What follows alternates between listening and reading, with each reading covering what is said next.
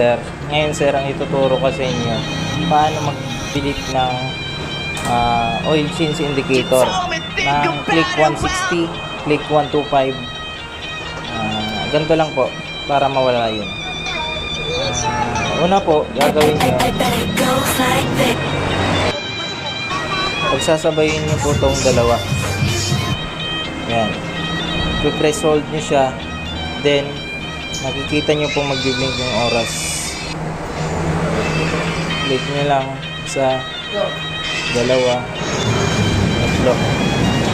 Ngayon po, para ma-set natin siya sa interval niya, click nyo pa siya ng isa. Ayan, 1.5. Pag na-click na po natin siya ng 1.5, pwede natin adjust dito. Ayan, 2,000, 2,500, 3,000, 3,500, 4,000. Mas maganda, set natin siya 1.5.